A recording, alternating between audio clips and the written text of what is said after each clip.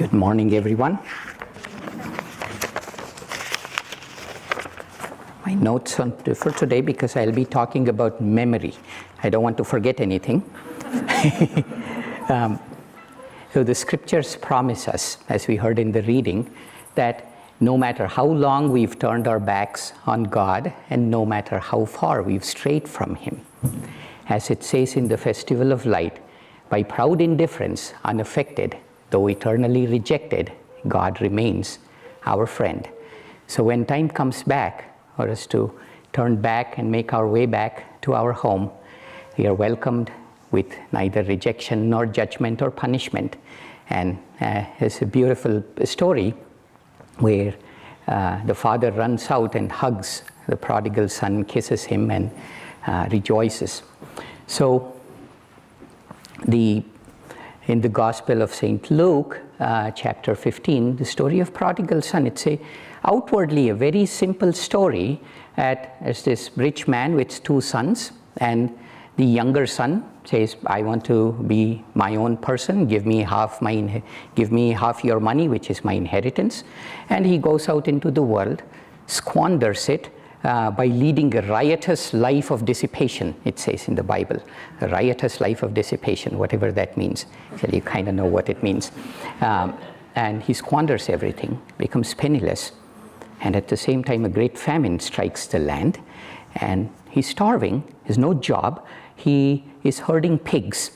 And his starvation is so great that one day, he looks at the food that is to be fed to the pigs, which you can imagine is of very low quality and not very appetizing.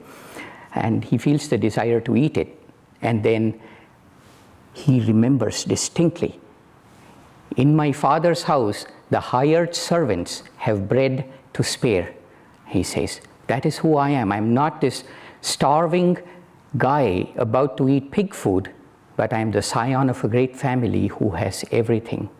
All I need to do is go back. He recollects, he remembers. It's called Smriti. And then he makes his way back.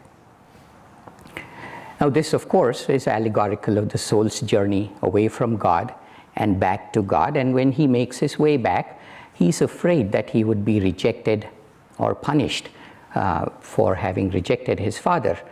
But the father, he sees him from far and runs to him, wraps his hands around his neck, kisses him and says, my son, I thought you were dead. Now you are alive. This great rejoicing. So it's the promise of the scriptures. That's good for the prodigal son in the story, but it's a story. Jesus himself says that it's a story. Real life is a bit more complicated than that. We do have the memory of where we came from. That's what inspiration is. You go to a talk, you read a book, you have a deep meditative experience. We get inspired. That inspiration is not exogenous. It's not something that comes to us from the outside. The memory of who we actually are is prodded, is awakened by the words that we read or hear, or in the calmness of deep meditation, when the restlessness goes away, as it says in the Gita reading today, who we really are bubbles up. So we're very inspired. And then we go back and say, okay, my entire life has changed. I dedicate myself to Thee, Lord. How will He find us awake and ready? And pretty soon we go to sleep, neither awake nor ready. And about a week later, the whole thing's forgotten. So we come back for another talk, the slate is wiped clean, awake and ready, go back. And this can go on for an entire lifetime or multiple lifetimes. See, it's not so much that we need to remember. The Smriti, the memory needs to be sustained. Otherwise it disappears. So why does if it feels so, if we remember the way the prodigal son did, darn, look at me, scion of a great family, about to eat pig food, and then you say, my father's house, even the servants had bread to spare. Why does that memory fade? Why do we go back to wrestling with pig food? The reason is there are other memories. I want to tell you an incident that happened in my life. I was 24. I just graduated from Kansas State University with a degree in computer science. And a well-known software company came recruiting, and they invited me for interviews.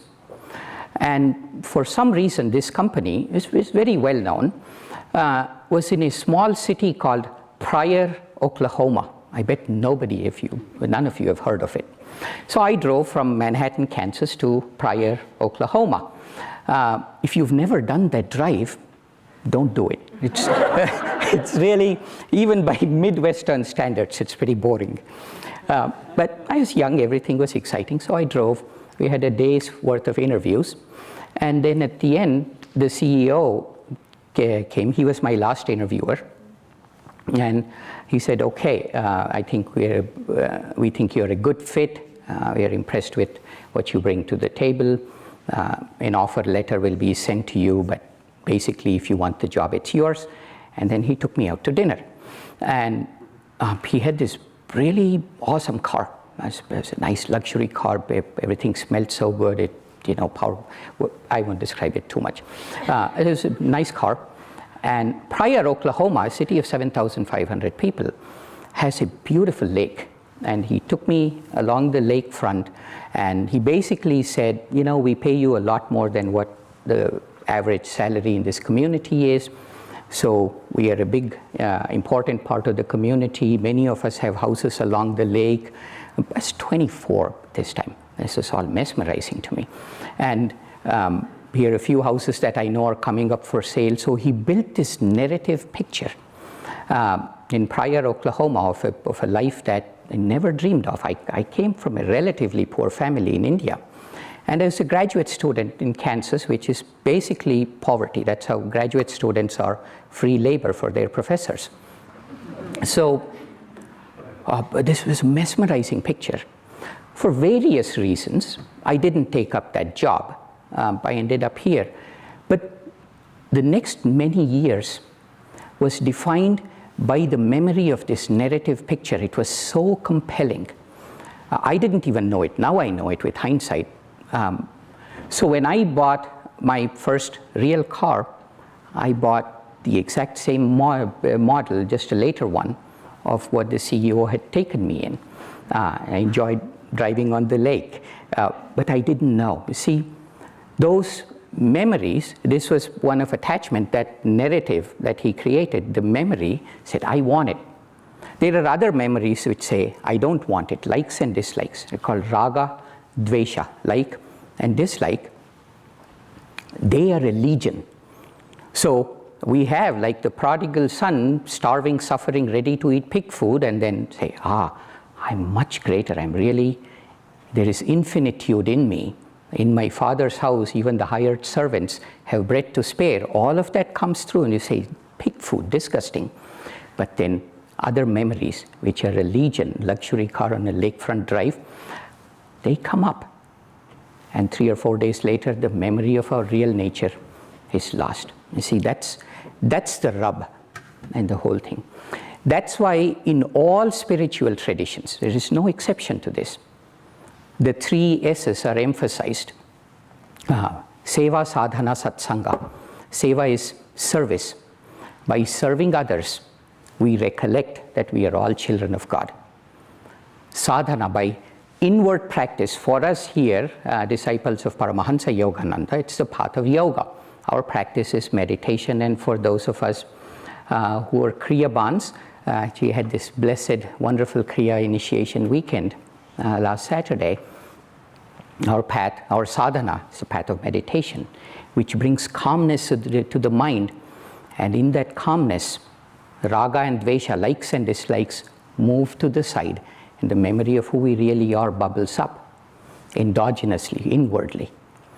Satsanga, company of all of us with a similar purpose of seeking God, again reinforces the memory of who we really are. Seva, Sadhana, Satsanga, the 3 S's of the spiritual path. But that's still not enough. There's always a but, until there isn't. I'll come to that in a moment. It's just not enough because it moves the dial a little bit, but there is no inner transformation. You do Satsanga every day of the week, Sadhana twice a day, Seva all the time. It's great, but the other memories, Smriti, are a legion. The battle is too hard to fight. That's why this Smriti, memory, is so important on the path of yoga. The textbook of yoga, it's known as the Yoga Sutras, it's just a short, about this much. If you print it, it's about this much, no more. 200 aphorisms. Patanjali, who wrote it, in chapter 1, verse number 5, he says, let me tell you Sanskrit and then I'll translate it. Vrittayaha panchattayaha klishta klishtaha pramana viparyaya vikalpa nidra smritayaha. Smriti, if you heard that. So what it says is vrittayaha panchattayaha. The memories that keep us away, the things that keep us away from God are 5. And what are they?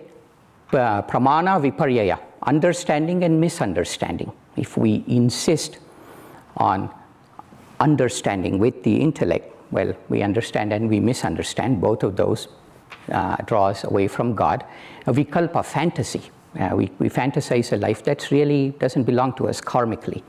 Nidra, subconscious. We go into the subconscious, reinforce all of these. Smriti, memory. So these things keep us away from God. These are Sutras 5 and 6. Same chapter, 14 sutras later, Sutra 20, Patanjali says the 5 things that take us back to God. And what are they?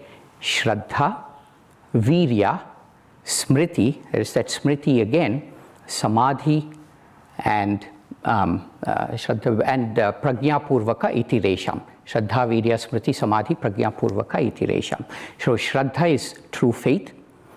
Virya is moral vigor that we had in the affirmation today. Smriti, memory of who we really are.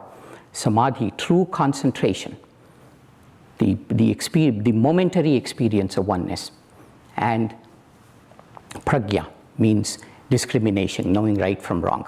So those take us away, these take us back. Common to both is smriti. So the memories we choose to live by are the most important thing because they determine the kind of life that we have. But because the other memories, the first kind, pramana, viparyaya, vikalpa, nidra, smriti, the bad kind, are so many, how do you sustain the single good kind? Because the good kind is just one. Oh, I'm a child of God. In my Father's house, even the hired servants have bread to spare. That's just a single memory, not a lakeshore drive, not a luxury car, not this, not that, none of that. How does it not get lost in the noise? Well, there is, I have to tell you a little story. This is the story of Hanuman, the monkey god. You all have heard of him. If you haven't, that describes it all, the monkey god. He's known for his vitality. He's known for his discrimination as an adult. When he was young, he was so powerful, even as a baby, even as a 3-year-old. All 3-year-olds have a lot of energy. But even in the august company of highly energetic 3-year-olds, Hanuman was off the charts.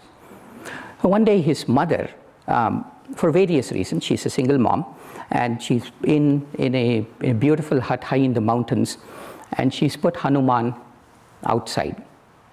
And it is sunrise, and he sees the sun rising, Hanuman does, the 3-year-old monkey.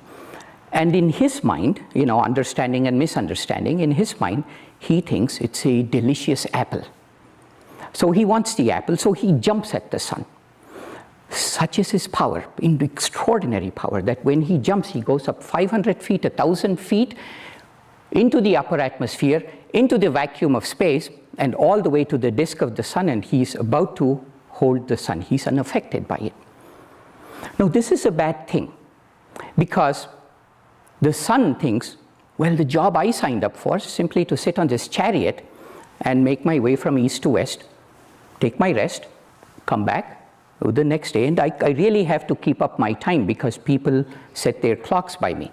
So I cannot have some random monkey come and pull me off my orbit. This is against cosmic law. So, but the sun doesn't know. He's just sitting on a chariot. He's just sitting on a chariot going from one place to the other. So the king of gods, whose responsibility it is of all of these things, Indra is his name. He is very irritated by this monkey. A monkey in space about to hold the sun. Who's ever heard of this? So he has an indomitable weapon called the Vajra, means diamond. And he takes that weapon and throws it at Hanuman. And it hits Hanuman on his left jaw. And the baby is unconscious, plummets down to the earth. And the mother, she's shocked. It's like, my baby is in there. So first she was shocked. Then it's falling down. The baby is unconscious and the left jaw is now swollen. And soon she realizes what happened, and she is angry, so angry. A mother's anger cannot be trifled with because it comes from a pure place. There is no agenda there. How dare you harm my baby? So even the gods know this. They see the mother getting angry and now they're afraid because the mother's anger can disturb the laws of the universe. Nothing stands in its way. That's God's law. So the gods come down, say, sorry, dear mother, we don't know what we were thinking. And so the god of fire comes down and then he says, I will bless your son, and touches his forehead and says, Hanuman is now impervious to fire. You will not be burned by fire. The god of water, you will not be drowned by water. The god of wind says, you will not be disturbed by the wind. And on, Hanuman slowly transforms into an indefatigable, indomitable, invulnerable being, 3-year-old monkey. And then Brahma, the creator, comes down. He's sitting on a lotus, Padma, and he's riding Hansa, the divine swan, and he swoops down from the heavens. He's an impossibly ancient being with big, long, white beard and 4 faces. And he says with the voice of creation itself, Hanuman, you are invulnerable, but karma is karma. Whether you knew it or not, you jumped up and you were about to disturb the cosmic order and you have to pay for it. So I curse you that even though you have all these powers, you forget all of them. You'll have no Smriti, no memory of it. And then Hanuman grows up to be an adult. He thinks he's an ordinary monkey, so he's an ordinary monkey in a legion of monkeys living in the forest in a great monkey kingdom. And then one day, Rama, who is God incarnate, God walking in human form, comes into the forest. It's a whole another story. He's a banished prince because of palace shenanigans, and he's banished into the forest for 14 years with his wife and brother, and his wife is abducted by the 10-headed evil king Ravana. Long story, but he's in search of his wife, and he comes into the monkey kingdom, and he sees Hanuman, and the moment he sees him, he tells his brother, look at this monkey. This is no ordinary monkey. He thinks he's ordinary. Look at the way he speaks. It's a beautiful episode in the Ramayana. Look at the way he speaks. Look at the way he walks. He sees great divinity in Hanuman in every action that he does. And later on, at a critical time, when time comes for Hanuman to jump the ocean, to move into the kingdom of the demon to see if Sita is alive, Rama tells him, do you not remember? Fire cannot burn you, water cannot drown you, wind cannot disturb you, no weapons can harm you. You jumped at the sun when you were 3 years old. You can jump this paltry 100 miles, and Hanuman remembers. And he grows as tall as the mountain. He climbs another mountain so that it can tolerate the power of his jump. And then he does so many wonderful things in his life. And when Rama is back into the kingdom, the other people are saying, why does the monkey get so much credit? The monkey comes in and Rama says, he's my right-hand man. It's not even a man, it's just very disturbing to people. So Hanuman says, it's very simple. he rips open his chest, and in there, instead of a beating heart, they see Rama and Sita sitting. See, this is where all my power comes from. Now what's that got to do with memories? Well, it has. You see where I'm going with it. But this is a metaphor for the soul. The soul, it says in the Bhagavad Gita, it says, a very famous verse, it says, Nainam chindanti shastrani nainam dahati pavakaha na chainam kledayantyapo nanu shoshayati marutaha. The soul cannot be harmed by weapons, cannot be burned by fire, cannot be wet by water, cannot be disturbed by wind, meaning it's eternal. That infinitude is the quality of the soul, but we have the curse of the Creator, banished from the Garden of Eden, that we have no memory of it. But I told you, Seva, Sadhana, Satsanga, they move the dial, but they don't transform. What transforms is the presence of the Guru, the teacher. You see, that's what Rama was for Hanuman. The moment he saw him, Rama knew that this soul is ready. And he says, do you not remember, Hanuman? What is beyond you? Yogananda used to say, whose teachings we follow here, he used to say that if you could only see yourselves as I see you, you're all beings of light. See, that's, Seva is good, Sadhana is good, practice, Satsanga is good, company of like-minded people. But they have to be charged by the consciousness of the Guru. We say that a Guru's grace performs miracles on our behalf. I'm not sure why this is happening. These are my memories. Guru's grace performs miracles on our behalf. But they're not miracles. What the Guru does is, by the sheer presence, magnetism of his or her consciousness, the Guru constantly awakens in us the memory of who we really are, so that it's not lost in the din of other memories. Okay? So, in the presence of the Guru, with Seva, service, sadhana, practice, Satsanga, company of like-minded people, like the Prodigal Son, one day we too, not one day, now, that we too have realized that pig food is not for us. In my Father's house, even the hired servants have bread to spare. And when we are ready to walk back and reach our home, the majestic promise of the scriptures is, by proud indifference, unaffected, though eternally rejected, he remains our friend, gives us a great big hug, and the angels in God's presence rejoice when even one soul repents. Thank you.